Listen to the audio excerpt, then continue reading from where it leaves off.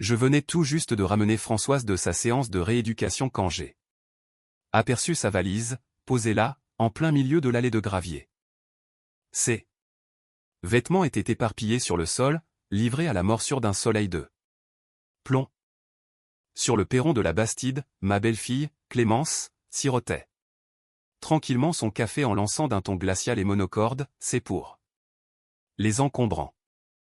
Françoise a serré ma main de toutes ses forces, elle tremblait de la tête aux pieds dans cette maison où elle avait vécu plus de 30 ans.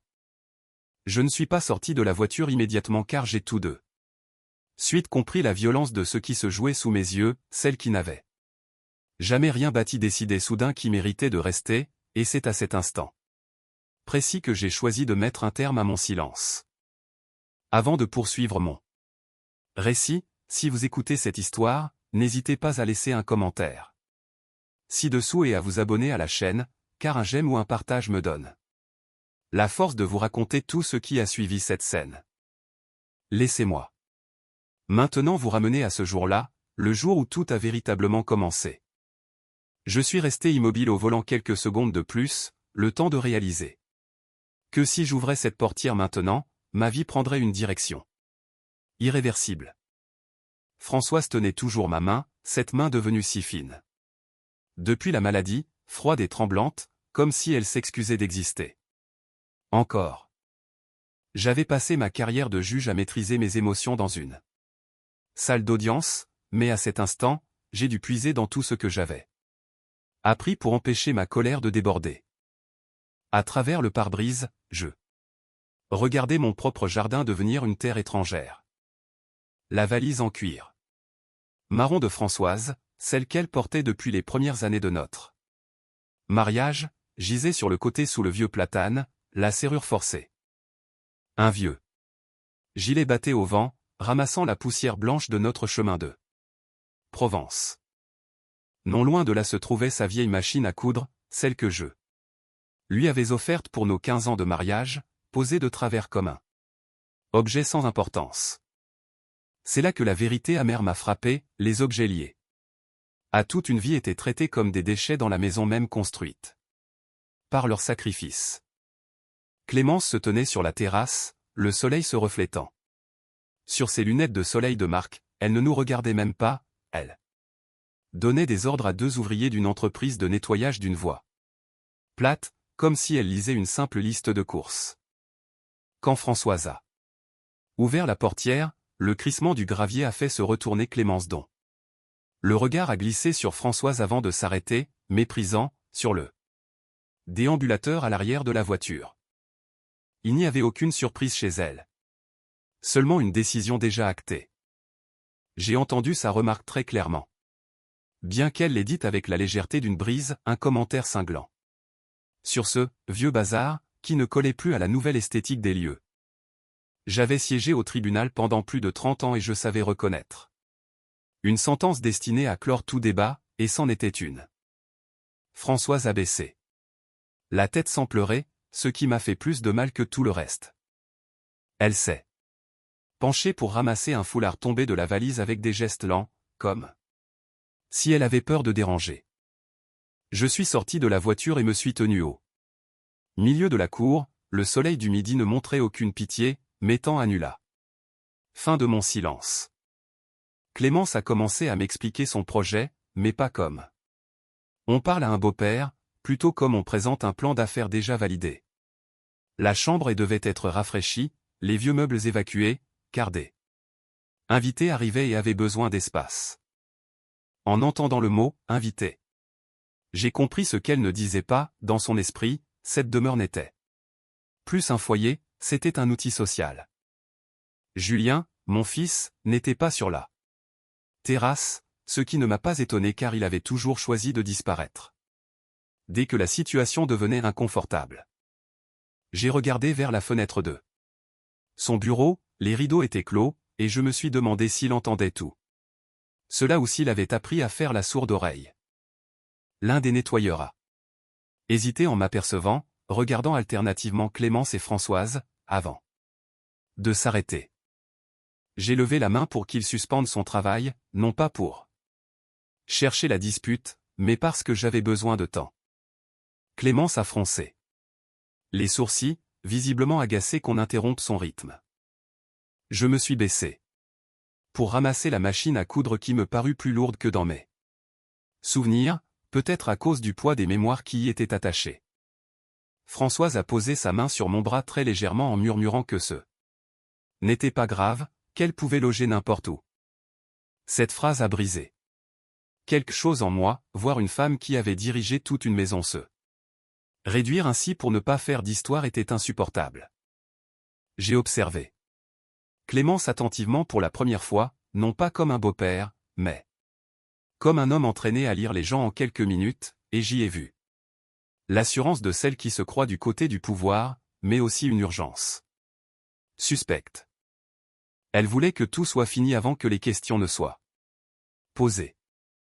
Je n'ai rien dit, me contentant de hocher la tête comme si j'acceptais la situation, ce qui l'a détendue. Elle s'est remise sur son téléphone, appelant probablement un architecte d'intérieur, pendant que j'aidais Françoise à rassembler ses affaires, une à une, avec la minutie d'un greffier classant un dossier complexe. Quand tout fut chargé dans le coffre, le bruit métallique de la fermeture a résonné de façon définitive. J'ai dit à Clémence que nous irions nous installer dans la dépendance au fond du jardin pour quelques jours, le temps de nous reposer, et elle a acquiescé immédiatement, incapable de masquer sa satisfaction. Cette décision trop facile a confirmé mes soupçons, ce n'était pas un coup de tête, mais une étape d'un plan bien plus vaste. En roulant vers le fond de la propriété, les grands platanes défilaient derrière les vitres, eux qui étaient là depuis bien plus longtemps que moi, témoins silencieux des générations passées. Je me demandais à quel moment les gens avaient commencé à croire qu'on pouvait effacer toute une vie par de simples ordres. La dépendance était étouffante et humide, sans climatisation, et Françoise s'est assise sur une chaise en bois en respirant lourdement. Je lui ai apporté de l'eau et j'ai posé la machine à coudre près d'elle comme une promesse silencieuse en lui assurant que ce n'était que temporaire. Elle a hoché la tête, mais je savais qu'elle n'y croyait plus vraiment. Cette nuit-là, je n'ai pas fermé l'œil. Écoutant le chant des grillons et le vent dans le jardin, réorganisant tout dans ma tête, non pas pour me venger, mais pour mettre fin à un chaos qui était allé trop loin. J'avais gardé le silence assez longtemps et j'ai compris qu'au matin, le silence ne serait plus une option. Le lendemain, la température dans la dépendance est montée plus vite que prévu, l'air était épais, comme si chaque respiration devait être autorisée. Françoise s'est levée tôt pour plier soigneusement le foulard de la veille avec une telle attention que cela m'a serré le cœur. Elle ne se plaignait pas, et ce calme était pour moi le signe le plus clair qu'une limite sacrée avait été franchie. J'ai dit à Françoise que je devais aller chercher quelques papiers importants dans la maison principale. Parlant doucement pour ne pas l'inquiéter. Elle m'a regardé longuement avant d'acquiescer, d'un regard qui n'était pas de la résistance, mais la confiance épuisée d'une personne qui s'en remettait totalement à moi. J'ai traversé le jardin et suis entré dans la Bastide par la porte latérale sans que personne ne m'arrête, preuve qu'il pensait que j'avais accepté ma nouvelle condition de subalterne. Je suis monté directement à l'étage et me suis arrêté devant le bureau de Julien. La porte était entr'ouverte, j'ai frappé doucement pour la forme, mais personne n'a répondu. La pièce était ordonnée, contrastant violemment avec le désordre que Clémence avait semé dans la cour la veille. Une fois certain d'être seul, j'ai commencé mes recherches, sans fouiller brusquement, mais en ouvrant les tiroirs que je savais que mon fils utilisait pour ses documents importants, car c'est moi qui lui avais appris à classer ses dossiers lorsqu'il était étudiant. Dans le second tiroir, sous une pile de plans d'architecte, j'ai trouvé une enveloppe blanche au nom de Françoise, écrite d'une écriture qui n'était pas la sienne. À l'intérieur se trouvait une copie d'un contrat de prêt hypothécaire avec des chiffres froids et explicites. J'ai lu chaque ligne lentement, le nom de l'emprunteur, l'objet du prêt, la durée et la signature au bas de la page. J'ai reconnu cette signature immédiatement, non pas parce qu'elle était ressemblante, mais parce qu'elle s'efforçait trop de l'être. Françoise n'avait jamais signé d'un trait fluide, elle marquait toujours une légère pause à la dernière lettre comme pour s'assurer qu'elle était bien là. Alors qu'ici, il n'y avait aucune hésitation, seulement une imitation précipitée. J'ai posé le papier sur le bureau et j'ai pris une grande inspiration, ne ressentant pas de vertige mais un vide immense. Une partie de moi espérait encore que tout cela n'était que de l'arrogance passagère, mais ce document effaçait tout espoir, il ne s'agissait plus de comportement, mais d'une machination criminelle déjà bien engagée. En continuant mes recherches, j'ai trouvé des courriels imprimés concernant une chaîne de spa en difficulté financière avec des chiffres peu reluisants et des promesses surlignées. J'ai compris alors pourquoi notre maison était devenue si précieuse à leurs yeux, ce n'était plus un foyer, c'était une garantie bancaire. Des bruits de pas dans le couloir m'ont forcé à glisser les documents dans la poche de ma veste juste avant que Julien n'apparaisse sur le pas de la porte, tendu. Il m'a demandé ce que je faisais là et j'ai répondu que je cherchais de vieux dossiers sans le quitter des yeux. Il fuyait mon regard, ses yeux balayant nerveusement le bureau, avant de s'arrêter un court instant sur ma poche. Nous nous sommes assis et, sans accusations immédiates, j'ai posé la copie du contrat sur la table en la faisant glisser vers lui. J'ai posé une seule question simple, est-ce que ta mère est au courant de ça? Julien a gardé le silence, un silence assez long. Pour valoir aveu. Il a fini par dire tout bas que tout avait été calculé, qu'il avait besoin de capitaux, que la maison était trop grande pour 2 personnes âgées et que Françoise avait donné son accord mais qu'elle avait simplement oublié. J'ai écouté chaque mot sans l'interrompre, attendant qu'il réalise l'absurdité de ses propres explications, mais ce moment n'est jamais venu. Quand j'ai précisé que la signature était un faux, Julien a baissé la tête sans nier, prétextant que Clémence était très persuasive et que tout rentrerait dans l'ordre une fois que le projet réussirait, que nous en bénéficierions tous. À cet instant, j'ai compris que mon fils avait délégué sa conscience à quelqu'un d'autre en appelant cela un choix. Je me suis levé en disant que j'avais besoin de réfléchir et il ne m'a pas retenu, semblant soulagé que la conversation s'arrête, ce qui me prouvait qu'il avait choisi la facilité depuis longtemps. De retour à la dépendance, j'ai donné ses médicaments à Françoise et me suis assis face à elle.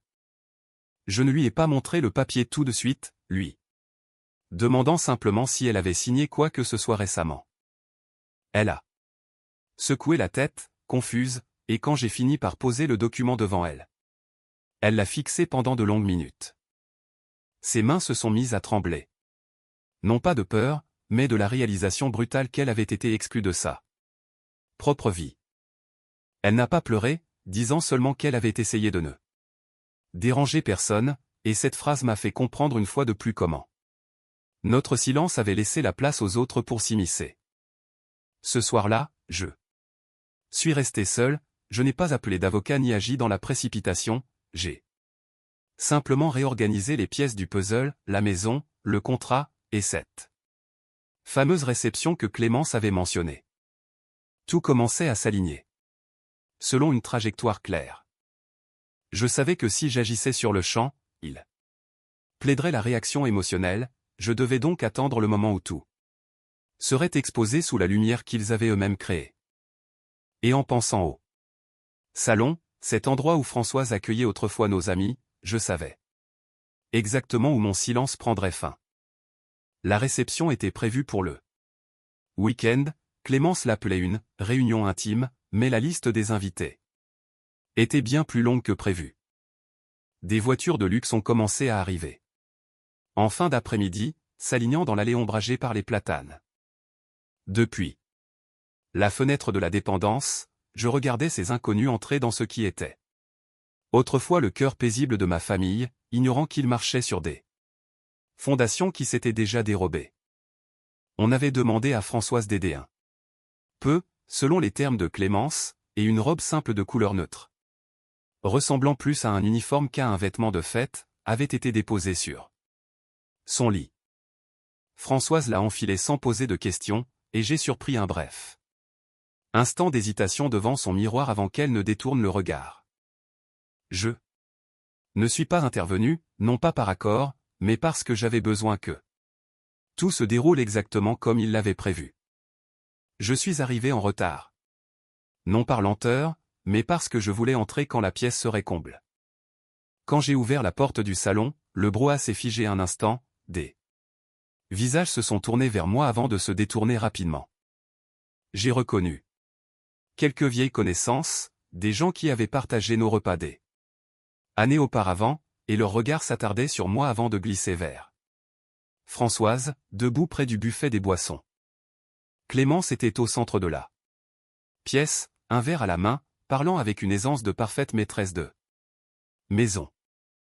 En me voyant, elle a affiché un sourire de façade mais ne m'a pas présenté, un choix délibéré de sa part. Je n'avais pas besoin de présentation.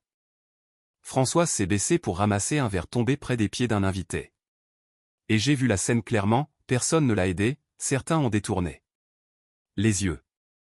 Je me suis approché et j'ai posé ma main sur son épaule, fermement, mais avec douceur, pour l'aider à se redresser en lui disant qu'elle n'avait pas à faire cela. Clémence a vu la scène, son regard s'est durci une seconde avant qu'elle ne reprenne son discours. Quand tout le monde fut installé, elle a tapoté son verre pour réclamer le silence et a commencé à parler de vision, d'opportunités et de nouveaux styles de vie, utilisant ces mots savamment choisis. Je me tenais derrière elle, écoutant sans la regarder, observant les visages qui hochaient la tête. Au point culminant de son discours, quand elle a évoqué le soutien de sa famille, je me suis avancé. Pas brusquement, mais simplement en me plaçant à ses côtés pour attirer l'attention, et j'ai demandé si je pouvais dire quelques mots. Clémence s'est figée, incapable de refuser sans créer de scandale. Je n'ai pas parlé d'argent ni du projet, j'ai parlé de la maison. Disant qu'elle avait été le témoin de générations et qu'elle représentait bien plus que 4 murs. Ma voix était calme et posée, et la pièce est devenue encore plus silencieuse. J'ai regardé autour de moi pour m'assurer que tout le monde écoutait, puis j'ai sorti un petit appareil de la poche de ma veste en annonçant que je voulais faire entendre quelque chose de bref à l'assistance. Clémence a froncé les sourcils en demandant ce que c'était, et j'ai répondu que c'était la vérité, et que la vérité n'avait pas besoin d'introduction. Le son a retenti clairement dans la pièce, la voix de Clémence était immédiatement reconnaissable. Elle riait, mais ce n'était pas un rire destiné aux invités. C'était celui d'un moment privé qu'elle pensait secret. Puis est venue la phrase, tranchante, sur le fait que Françoise n'avait plus sa place ici. Maintenant qu'elle n'était plus capable de suivre le rythme. Je ne regardais pas Françoise, j'observais la salle, des invités échangeaient des regards gênés. Certains posaient leur verre. Clémence s'est avancée pour éteindre l'appareil. Mais j'ai levé la main pour l'arrêter, précisant que l'enregistrement était court et que nous en avions assez entendu. Pendant un moment, le silence fut total. Clémence a tenté de bredouiller qu'il s'agissait d'un malentendu, que tout le monde dit des choses regrettables sous le coup du stress, et j'ai acquiescé en convenant que nous avions tous nos moments de faiblesse. Puis j'ai demandé calmement si imiter la signature de quelqu'un sur un contrat financier était aussi une forme de stress. La question est tombée comme un coup près. Je n'ai cité aucun nom ni montré de document, j'ai juste posé la question. Clémence s'est tournée vers Julien qui se tenait près de la porte, livide. Le lien entre eux, jusque-là discret, est devenu une évidence pour tous. J'ai ajouté que cette réception se tenait dans une pièce dont la véritable propriétaire avait été priée de s'effacer, en désignant Françoise qui restait digne et immobile. J'ai conclu en disant que pour moi, cela suffisait à arrêter les frais. Il n'y a eu ni applaudissement ni drame excessif, juste un mouvement de retrait. Les invités ont commencé à récupérer leurs affaires, certains s'approchant de Françoise pour lui murmurer des excuses ou un mot gentil. Clémence restait pétrifiée, réalisant sans doute pour la première fois que je n'avait jamais fait partie de son plan. À mesure que la pièce se vidait, je savais que la lumière avait été faite, non pas une lumière brutale, mais celle qui change la perception des choses pour toujours. Je n'avais pas besoin d'en dire plus, j'ai laissé le silence faire le reste de la besogne. Je suis allé vers Françoise, lui ai tendu la main et nous sommes sortis sur le perron. Ensemble. Derrière nous, j'entendais Clémence appeler Julien d'une voix pressante, mais je ne me suis pas retourné, sachant que l'histoire entrait désormais dans une phase qu'il ne contrôlait plus. Nous n'avons pas échangé un mot sur le chemin de la dépendance, mais Françoise serrait ma main plus fort que d'habitude et je sentais sa respiration s'apaiser, comme si le poids de la maison ne pesait plus sur sa poitrine.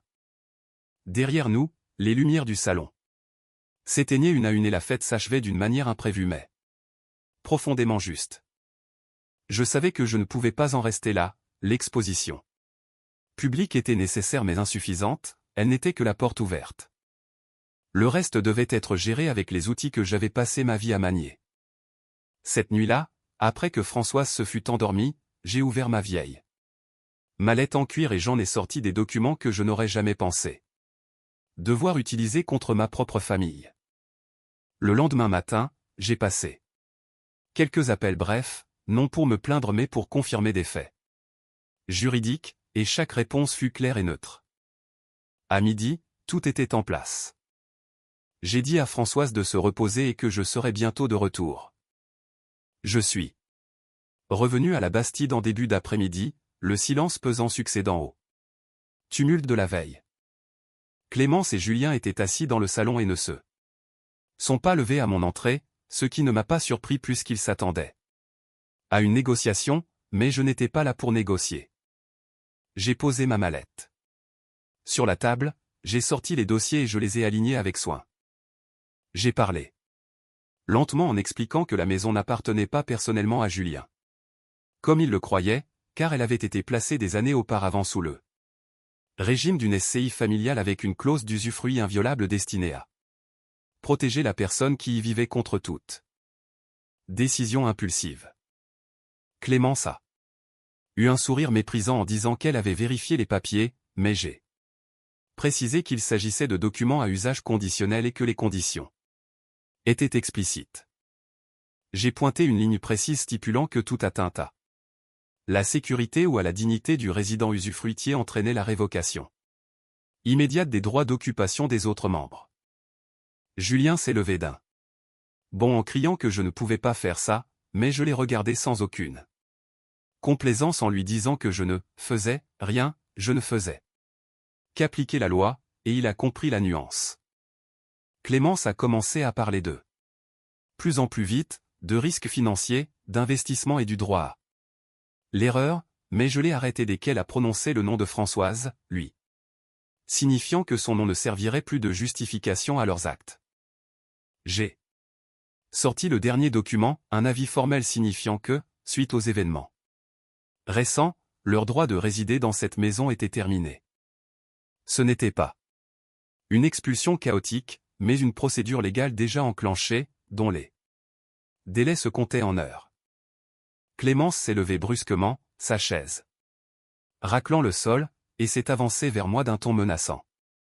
Je n'ai pas reculé, disant simplement que je comprenais ce que l'on ressentait quand on perdait le contrôle mais que je n'acceptais pas que ce sentiment se transforme en pression sur autrui. La sonnette a retenti exactement au bon moment et j'ai ouvert à un officier de justice, poli et professionnel, qui m'a salué par mon nom. Sa présence suffisait à assurer que les choses se dérouleraient dans l'ordre. Clémence m'a regardé et son expression a changé, l'assurance laissant place à une panique pure, m'accusant de détruire ma propre famille. J'ai répondu que les familles ne sont pas détruites par ceux qui posent des limites, mais par l'absence totale de ces limites. Julien est resté prostré, les bras ballants, et en le regardant, je n'ai ressenti que de la déception, pas de la haine. Je lui ai dit que la prochaine décision lui appartiendrait, mais plus aujourd'hui. Ils ont commencé à faire leur bagage, ni trop vite ni trop lentement, et la maison semblait expirer après avoir retenu son souffle trop longtemps. Je suis resté dans le couloir, écoutant le bruit des valises sur le parquet, un son bien différent de celui de la veille car cette fois, c'était une conséquence, pas une mise en scène. Quand la porte s'est refermée, je suis resté immobile un instant, non pour savourer une victoire, mais pour être certain d'avoir accompli mon devoir. Je suis retourné à la dépendance où Françoise m'attendait près de la fenêtre. Je lui ai dit que tout était fini sans entrer dans les détails, et j'ai vu dans ses yeux un soulagement qu'elle s'était interdit de ressentir depuis des mois. J'ai ouvert la porte principale de la Bastide et je l'ai invitée à entrer. La première, non comme un triomphe, mais comme un retour au foyer. À cet instant, j'ai compris que la justice n'est pas toujours bruyante, elle consiste parfois simplement à remettre chaque chose à sa place. L'après-midi a filé avec une lenteur apaisante, sans bruit de pas précipité ni appel téléphonique. Secret. La maison retrouvait son état originel, mais avec quelques espaces vides qui allégeaient l'atmosphère. J'ai ouvert toutes les fenêtres pour laisser entrer l'air du jardin et Françoise s'est tenue au milieu du salon, redécouvrant les lieux comme on retrouve un vieil ami. Je n'ai pas cherché à faire des travaux immédiats, sachant que le temps ferait son œuvre. Nous avons commencé par la chambre simplement parce que c'était laquelle se sentait le mieux. J'ai fait venir une équipe de nettoyage efficace et discrète pour remettre de l'ordre sans rien changer à ce qui était familier. Quand le lit fut remis à sa place habituelle, j'ai vu Françoise lâcher un long soupir, comme si elle déposait enfin un fardeau dont elle n'avait jamais su dire le nom. La vieille machine à coudre était irréparable, je l'avais su dès que je l'avais ramassée dans l'allée, mais je l'ai tout de même installée près de la fenêtre et Françoise a souri en secouant la tête quand j'ai proposé de la réparer. Quelques jours plus tard, j'ai ramené une machine neuve, du même style, et je l'ai posée là sans dire un mot. Elle l'a effleurée du bout des doigts avant de me regarder d'un air qui valait tous les discours. Les semaines suivantes ont passé dans le calme, j'ai laissé le soin aux professionnels de gérer les suites judiciaires des malversations financières car pour moi, l'essentiel était ailleurs, dans le rythme retrouvé de notre maison. Françoise a recommencé à passer du temps au jardin, lisant sous le platane. Julien m'a appelé une fois. Un appel bref, sans excuse, mais demandant s'il y avait encore une chance. Je lui ai répondu que les chances ne naissaient pas des mots mais des actes. Inscrit dans la durée, sans rien promettre mais sans fermer la porte non plus. Lui disant qu'il devait d'abord apprendre à se tenir debout seul avant de revenir. Je n'ai jamais revu Clémence et c'était ma décision. J'avais passé ma vie à apprendre que l'équité n'est pas toujours confortable mais qu'elle crée un socle qui empêche les gens de sombrer davantage. Un après-midi, nous étions assis sur la terrasse dans nos fauteuils, comme autrefois, buvant le thé qu'elle aimait. Nous parlions de choses futiles, du temps ou du jardin, et ce calme ordinaire après la tempête était notre plus beau trésor. Alors que le soleil déclinait, baignant les murs de pierre d'une lumière dorée, Françoise a confié qu'elle avait eu peur de devenir un fardeau. Je l'ai regardée en lui assurant qu'elle ne l'avait jamais été un seul jour et que nos années communes ne pouvaient pas être jetées dans une cour au gré des envies de quelqu'un d'autre. J'ai pensé à ce que l'on dirait peut-être dans mon dos, que j'avais été trop dur. Ou que j'avais préféré la loi à ma famille, mais à mon âge, mes priorités étaient claires, je suis un mari avant d'être un père. Et protéger la femme qui a marché à mes côtés en toute saison n'a jamais été un choix difficile. Alors que le crépuscule s'installait sur la Provence, j'écoutais le chant des insectes et le vent dans les arbres, sentant enfin la maison respirer à l'unisson avec nous.